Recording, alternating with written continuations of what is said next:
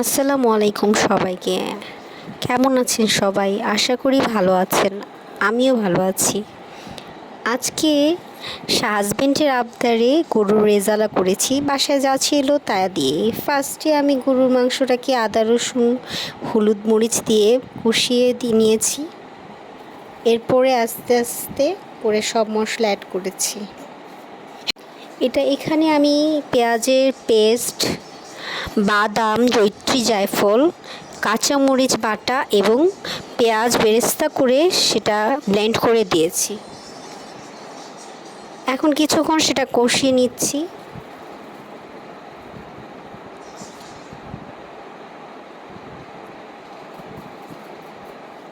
খাসির মাংস দিয়ে রেজালাটা বেশি ভালো হয়। কিছুক্ষণ আগে আমি এখানে এলাচ দারচিনি অ্যাড করেছি। গরুর মাংসের মধ্যে এখন আমি দুধ অ্যাড করতেছি।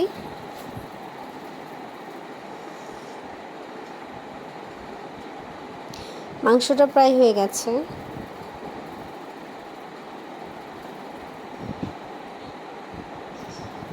আরও কিছু মশলা এখানে অ্যাড করতেছি। আপনারা চাইলে টক দই অ্যাড করে নিতে পারেন। আমি টক দইটা বাসায় বানিয়ে নিয়েছি, লেবু, দুধ, গরম পানি দিয়ে। মাংসটা প্রায় হয়ে গেছে। এখন আমি ঘি দিলাম। আমার বাসায় অল্প পরিমাণ ঘি ছিল, এর জন্য অল্পই দিলাম। বাসায় যা ছিল আর কি ইনগ্রিডিয়েন্টস তা দিয়েই করা। হুটহাট জামাইয়ের খাওয়ার আবদার। প্রথমবার ভিডিও বানাচ্ছি, কিছু ভুল ত্রুটি হতে পারে।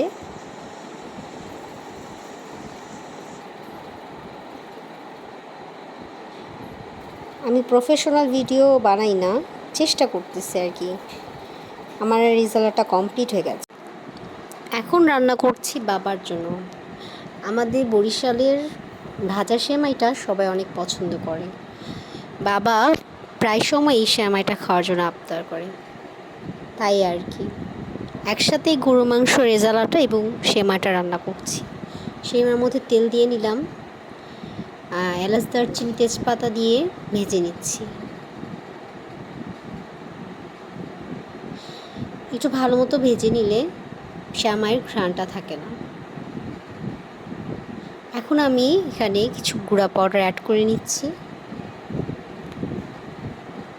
এরপর এটাকে আমি আরও ভেজে নিচ্ছি। এখন আমি অ্যাড করে নিচ্ছি চিনি। যার যার স্বাদ পরিমাণ চিনি অ্যাড করে নেবেন, সামান্য একটু লবণ। এখন আমি কিছুক্ষণ ভেজে এখানে অ্যাড করব পানি। পানিটা অল্প পরিমাণ অ্যাড করে নেবেন, বেশি অ্যাড করে নিলে আবার নরম হয়ে যায়। প্রায় আমার সেমাইটি হয়ে গেছে। সেমাইয়ে আমি অল্প পরিমাণ নারিকেল অ্যাড করে নিয়েছি, কিন্তু ভিডিওটা করা হয়নি। সবাই ভালো থাকবেন।